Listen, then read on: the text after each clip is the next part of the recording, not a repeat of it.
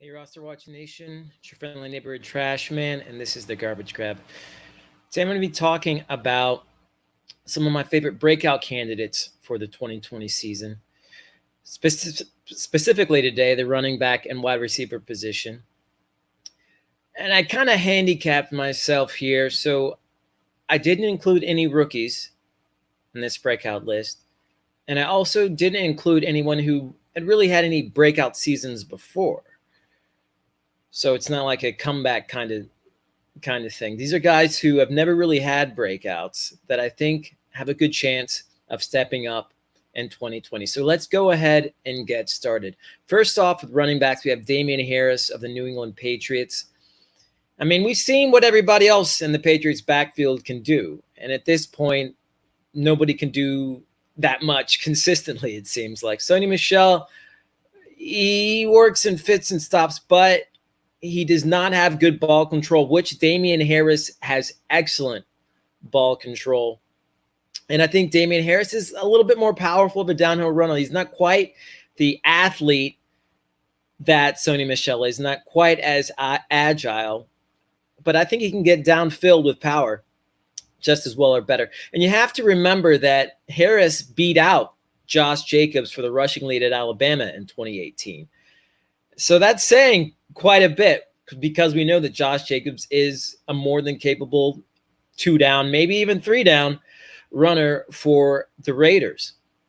So I like Harris's chances. I feel like Bill Belichick oftentimes kind of holds back on talent sometimes because he feels like he can win with as little talent as possible. And that's kind of a very trash man like mentality.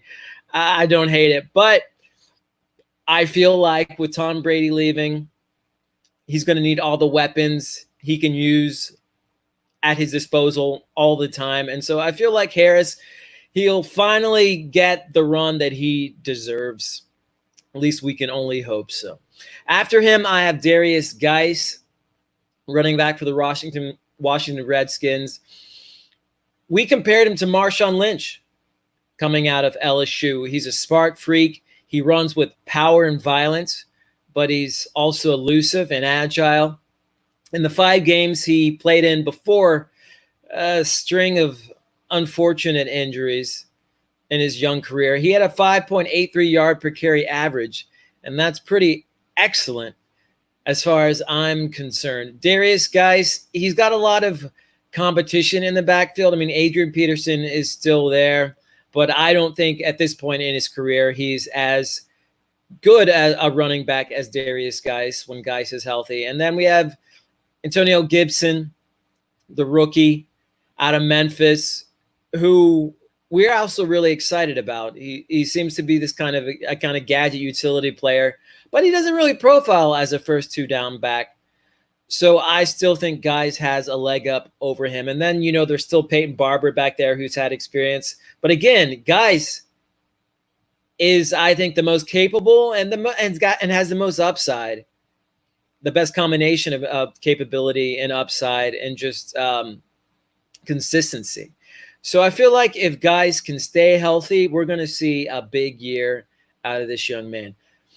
Speaking about a big year, you're going to need to use the 2020 RosterWatch Ultimate Draft Cheat Sheet, which is available now at rosterwatch.com to have one. The revolutionary cheat sheet that changed fantasy football forever is back only at rosterwatch.com. The RosterWatch Ultimate Draft Cheat Sheet. All you have to do is follow 3 simple rules.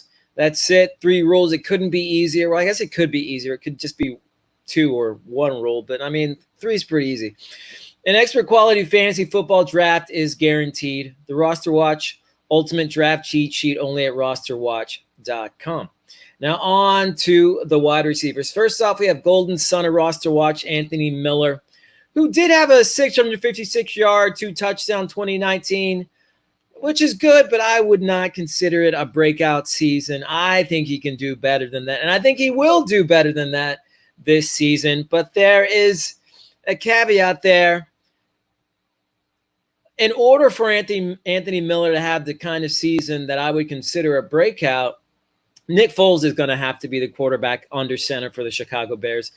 And the reason for this is because Nick Foles loves his slot receivers. If you remember the short amount of time he was under center for the Jaguars last season, he targeted D.D. Westbrook relentlessly out of the slot. And Anthony Miller played 59% of his snaps out of the slot last season. I think we can get that much or more this year. And if we get that convergence of Nick Foles under center and Anthony Miller out of the slot as the number 2 receiver in Chicago, you're going to need to get your popcorn out, folks, because it's going to be an explosive year for Anthony Miller. After Miller, I have Paris Campbell. Campbell is 6 foot even, 205 pounds with a 4.31 40. He's got wheels, folks. He projects to be Phillip Rivers' safety valve over the middle and underneath as Campbell plays predominantly out of the slot, or he will play predominantly out of the slot with Michael Pittman, the rookie, out wide, and also T.Y. Hilton on the other side. I think Campbell he's kind of the best of both of their worlds. He can get contested catches and has power like Pittman, but he's got wheels and he's an elegant runner like T.Y. Hilton. So I think we can expect a lot out of Paris Campbell. Again, if he can stay healthy. That's the issue with a lot of these guys. Can they stay healthy? And if Paris Campbell can stay healthy, he's going to have a big year. He was arguably my favorite wide receiver when he came into the league. And injuries have plagued him since as soon as he stepped on the field. But I feel like if Campbell can keep his feet underneath him, he's going to have a big year. After Campbell, I have Josh Reynolds of the Ram. It's his 4th year, but it's his first as a starter.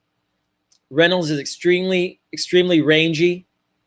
He's got wide arm span, and he can go up and get the ball. And I think that kind of profile for a wide receiver is good for quarterbacks who are kind of erratic, like Jared Goff. I mean, Reynolds is the kind of guy you throw it anywhere in his near vicinity, and he's more than likely going to come down with the ball.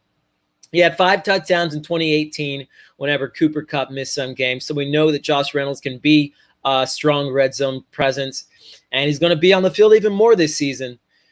We're expecting a lot of the Tyler Higbee and Gerald Everett out of the tight end position, but I feel like Reynolds, with his combination of length and ranginess and just ability to go up and get the ball, I feel like it's a good match for Jared Goff, especially in the red zone. After Reynolds, the last guy I'm going to talk about today is Darius Slayton of the New York Giants. Slaton was a rookie last year out of Auburn, kind of raw coming into the NFL, but he proved a lot of naysayers wrong when he posted 200-yard games and 3 multi-touchdown efforts en route to a 48 reception, 740-yard, 8-touchdown year, where he averaged over 15.4 yards per catch. That's pretty good for a raw rookie. And he's not quite so raw anymore in his 2nd year. And he really, for all intents and purposes, is the only guy who can stretch the field for the Giants. As far as wide receivers goes, we know Evan Ingram is basically a big wide receiver, and he can stretch the field quite a bit at the tight end position. But neither Golden Tate nor Sterling Shepard are really downfield threats. Darius Slayton is. So I feel like if anybody can take the top off this year for the Giants, it's going to be Slayton. And I'm hoping he can do it more consistently. And, hey, he was pretty inconsistent last year and still ended up with 740 yards on the year. So I don't think it's a stretch for him to reach 1,000 yards this season and have maybe even double-digit touchdowns. They had 8 last season. So good things to come for Darius Slayton. Hopefully good things to come from all these guys I've mentioned today. And the best part is you can get them pretty cheap in drafts right now. So make sure they're part of the equation if you can make that at all possible. Anyways, this has been the Trashman on behalf of RosterWatch.com. Until next time, be ready.